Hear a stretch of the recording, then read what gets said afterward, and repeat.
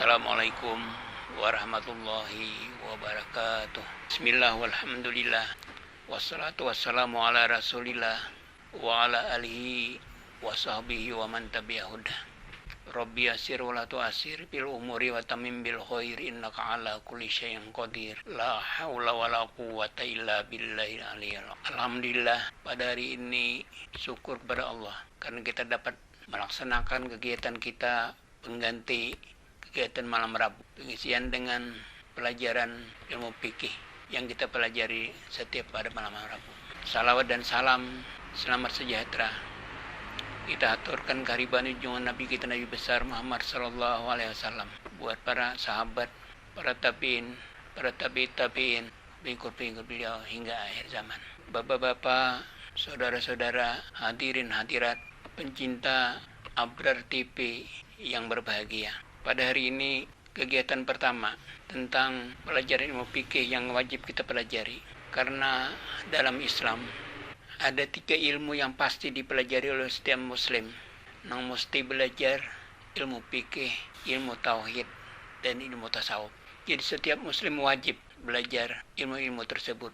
Ilmu fikih untuk memperdalam, untuk menjelaskan tentang bagaimana caranya berudu, caranya sembahyang, puasa, zakat, haji, dan lain sebagainya. Kalau ilmu tauhid kita belajar untuk mengetahui tentang keesaan Allah, tentang sifat-sifat Allah, tentang di mana Allah, kayak apa Allah, dan tentang Allah Tuhan yang menjadikan kita semua. Dengan ilmu tauhid kita dapat kenal, dapat tahu. Karena ilmu tauhid itu menurut pendapat Imam Junaid al-Baghdadi. Kalau fikih itu fikih Asy'ari, Imam Syafi'i. Kemudian yang terakhir ilmu tasawuf. Ilmu tasawuf adalah itu aliran Abu Muhammad Al-Ghazali. Jadi 3 macam ilmu ini pasti kita belajar. Oleh itu kita pada hari ini yang pertama kita belajar ilmu fikih. Dalam kesempatan ini kita belajar mengenai arah kiblat. Seorang muslim kalau sembahyangnya tidak mengarah ke kiblat yang benar, tidak sah sembahyangnya. Kiblat yang dituju adalah Baitullah, Ka'bah, rumah Allah yang ada di Mekah Al-Mukarramah. Di mana tahu arah kiblat?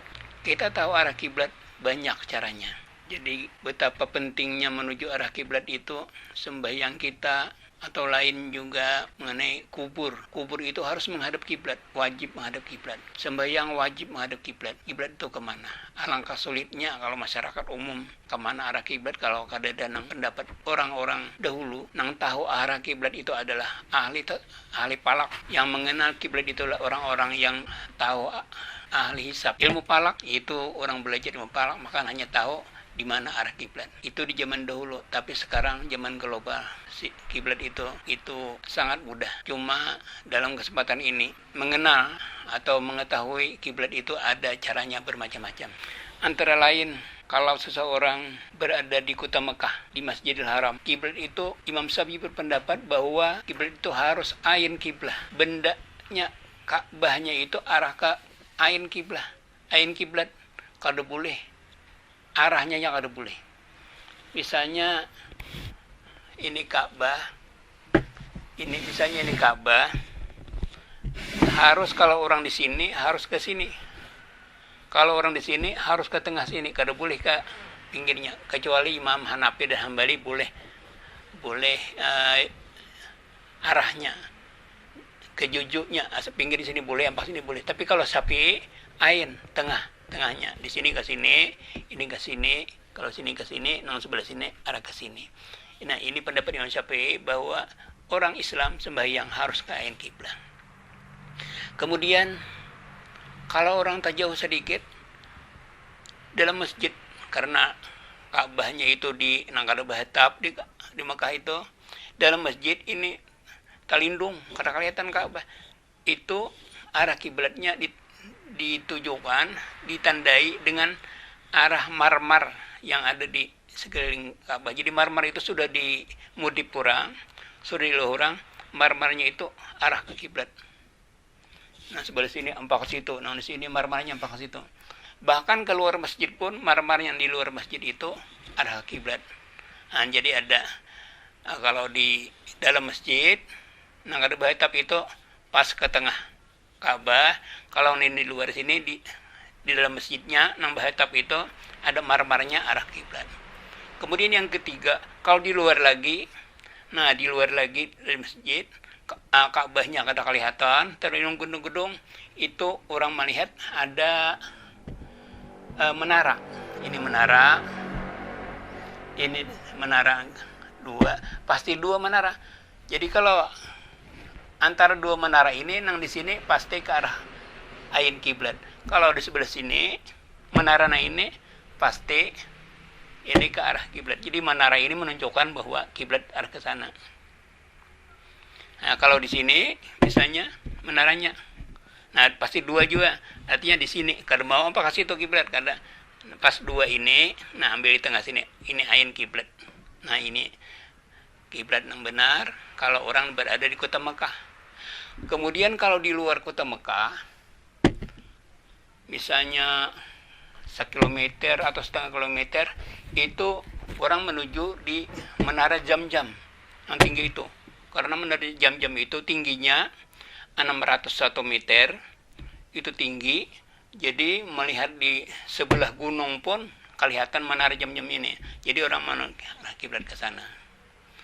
Nah, kemudian yang sulit lagi, kalau kita berada jauh daripada Makkah ini, baik di India, Pakistan, sampai Malaysia, sampai Indonesia, kita ini ada beberapa cara yang dapat kita ketahui.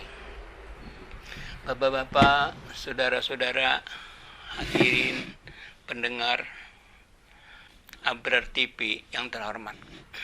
Kalau di Indonesia ini mengenal arah kiblat itu dalam kitab Syairus Salikin itu disebutkan dalam kitab Syairus Salikin ini bahwa pengarangnya Abdul Samad Al-Palimbani, Abdul Samad orang Palembang, mengarang sebuah kitab yaitu Syairus Salikin, sama dengan Sabilal Muhtadin itu dikarang oleh Syekh Muhammad Asad Al-Banjari.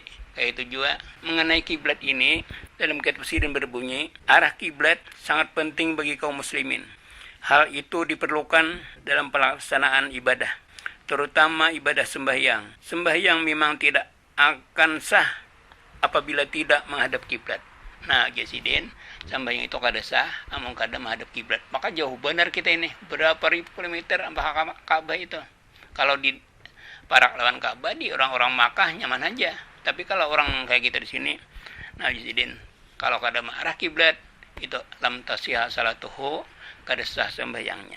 Kenyataannya di masyarakat menunjukkan bahwa arah kiblat itu sangat sulit. Nah, oleh itu dalam kitab Sidin disebutkan bahwa ada 3 macam. Jasidin ada ardiyat, ada hawaiyat, kemudian ada samaiyat. Ardiyat yaitu mengenal kiblat, mencari arah kiblat dengan memandang bumi, seperti gunung, sungai, arah kiblat mana yang terdahulu sembahyang itu. Jasidin kalau gunung, misalnya gunung di sini, orang di sini apakah situ nih kiblat misalnya, apakah Makkah, apakah situ.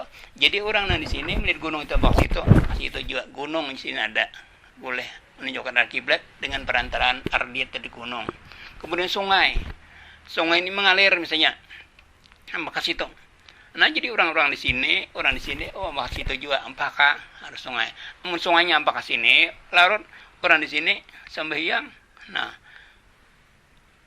karena sungai apakah situ, jadi tahu orang bahwa sungai apakah situ artinya kiblat itu orang di sini, apa mana sungai. Di sini gunung kayak itu juga. Nah, jadi gunung, sungai itu dalam kitab Sidin ini disebutkan bahwa boleh ardiyat. Kemudian ada hawaiyat, mengambil dari arah kiblat dengan kebiasaan angin. Nah, jadi angin jadi kalau angin berangin, nah misalnya di sini, angin apakah situ. Orang sembahyang di sini, angin apakah situ. Jadi orang yang di sebelah situ, angin apakah situ, dia sembahyang. Orang di sebelah situ apakah situ menurut angin. Jadi belakang angin apakah situ, di belakang apakah situ anginnya. Jadi orang yang sebelah sini apakah situ, orang sebelah sini apakah situ. Nah, jadi melihat angin, di sini bisa juga arah kiblat. Nah, itu orang Bahari.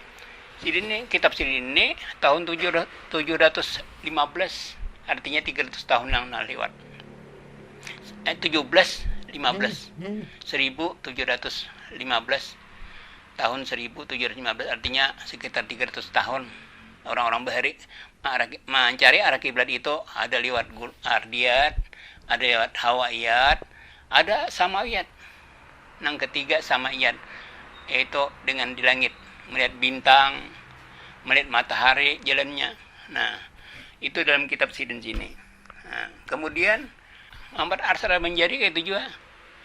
Ditambah Sidin lagi, Muhammad Arsyad Al-Banjari ini menunjukkan arah kiblat Sidin, ditambah Sidin dengan beberapa macam. Sidin itu ujar Sidin, arah kiblat itu ada tol, ada urut, kemudian ada bintang Qurtubi atau bintang Polaris, kemudian matahari, bulan, dan angin. Nah, jadi desa Bilal itu lebih lagi, terperinci lagi. Jadi mengenai kiblat dari sini lawan tol, dengan tol, kemudian dengan urut, kemudian dengan bintang Qutbi, kemudian dengan matahari, kemudian dengan bulan, kemudian dengan angin. Nah, itu 300 tahun yang lewat kayak itu orang mencari kiblat. Kalau tol itu ya garis melintang di bumi. Ini bumi ada tol. Nah, ini garis ini, 300 tahun ini sudah tahu nih. Imam Muhammad Arsyad Al-Banjari. Ini tol, ini garis-garis ini nih. Ini tol. Nah, kalau urut garis ini, nih. Nah, ini lintang, ini bujur lah. Ini bujur, ini lintang. Lintang utara, lintang selatan. Bujur barat, bujur timur. Nah, bujur barat, bujur timur. Jadi tol di sini itu menentukan arah kiblat. Rupanya Al-Banjari sudah ada belajar palak 300 tahun yang lewat itu. Kemudian yang ketiga dengan bintang Qutbi. Jadi kiblat itu Jasidin mengenalnya dengan bintang Qutbi. Bintang Qutbi itu bintang yang ada satu bintang, apabila timbul bintang itu, nah itu kalau orang Bahari karantika menyambat bintang itu ada pas bila timbul subuh, nah itu arah kiblat membujur. Tapi harinya itu tentu kada belinya timbul masalah kiblat kada, entah bulan Babar Januari, entah Februari, entah Desember, bintang itu timbul pas di kiblat. Nah, jadi menghadang bintang timbul, artinya timbul bintang di situ pas itu kiblat. Cuma bintangnya cuma dalam setahun cuma sekitar 1 bulan itu adalah penentuan arah kiblat. Kemudian ujar Sidin matahari. Matahari bisa juga ditentukan untuk arah kiblat matahari. Nah, jadi matahari ini ada ilmu pohon palak juga, karena matahari dari timur ke barat, matahari itu balik alih timur. Nah, dari timur ke barat, kemudian mulai putar terus. Nah, matahari itu bisa menentukan arah kiblat. Kemudian yang kelima, Sidin adalah bulan. Bulan bisa juga. Yang terakhir angin. Cuma dalam kitab Sidin itu disebutkan, di antara 6 macam menentukan arah kiblat itu, Sidin yang paling kada akurat adalah angin. Karena angin balik alih. Nah, jadi penentuan arah kiblat itu dalam kitab Nang Bahari ini, nah ada dipelajari orang, yaitu bisa lawan tol, bisa dengan urut, nah, bisa dengan lintang, bisa dengan bujur, kemudian bisa dengan bintang, matahari, bulan, dan angin. Nah, semuanya itu kalau dibandingkan sekarang, nah itu cuma tol urut aja itu sama lawan ini.